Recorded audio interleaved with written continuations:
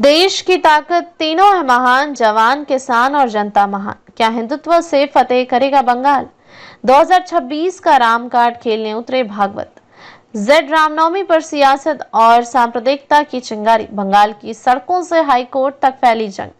रामनवमी की धार्मिक रैली या राजनीतिक शक्ति प्रदर्शन। 17 अप्रैल 2025 को पश्चिम बंगाल में रामनवमी के पर्व पर निकाली गई रैलियां देखते ही देखते सांप्रदायिक हिंसा में बदल गई। कोलकाता और हावड़ा के कई हिस्सों में पत्थरबाजी, आगजनी और तलवार लहराने जैसी घटनाएं सामने आई। इन इलाकों में घंटों अफरा तफरी का माहौल बना रहा।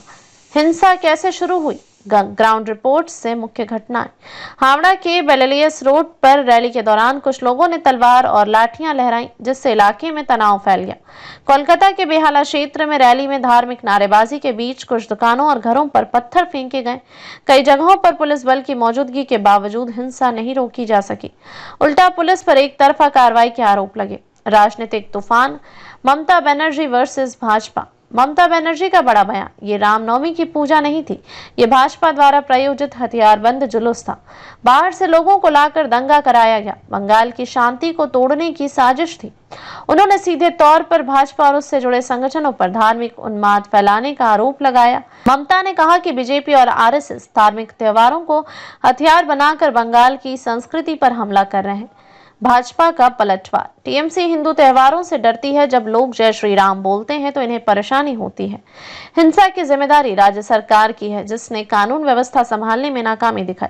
भाजपा नेताओं ने राज्यपाल से मिलकर केंद्र के हस्तक्षेप की मांग की। सोशल मीडिया पर भाजपा समर्थकों ने जय श्री राम और बंगाल बचाओ ट्रेंड चलाया। हाईकोर्ट की सख्ती।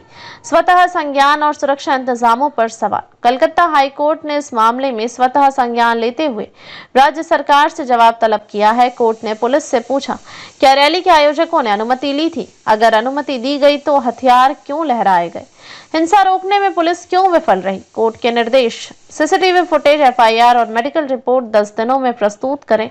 जिम्मेदार पुलिस अधिकारियों की भूमिका पर रिपोर्ट मांगी गई। रैलियों में शामिल संगठनों की सूची भी मांगी गई है। सांस्कृतिक राष्ट्रवाद वर्सेस बंगाली अस्मिता। रामनवमी अब सिर्फ धार्मिक आयोजन नहीं रह गया है, यह बंगाल की राजनीति में संस्कृति और पहचान की लड़ाई का माध्यम बन गया है। बीजेपी की रणनीति रामनवमी और हनुमान जयंती जैसे आयोजनों के जरिए बंगाल में हिंदुत्व की साख जमाना।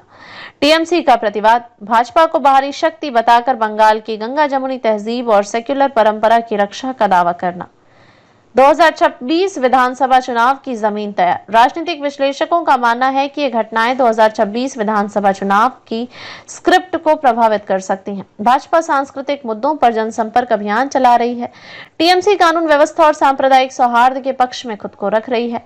मुस्लिम वोट बैंक और शहरी मध्य वर्ग दोनों पर प्रभाव पड़ने की आशंका है। जनता के मन में सवाल। त्योहार मनाना या डर से घर में छिपना। जहां एक और कई लोग रामनवमी पर धार्मिक उल्लास से जुड़े थे, वहीं हिंसा के बाद एक बड़ा तबका सुरक्षा बनाम आस्था की बहस में उलझ गया है। क्या सड़कों पर हथियार लेकर नारे लगाना त्योहार की परंपरा का हिस्सा है, या ये सब महज राजनीतिक पैंतरे हैं? निष्कर्ष, रामनवमी की घटनाएं बंगाल में धर्म, राजनीति और कानून के त्रिकोण में फंसी एक संवेदनशील तस्वीर पेश करती हैं।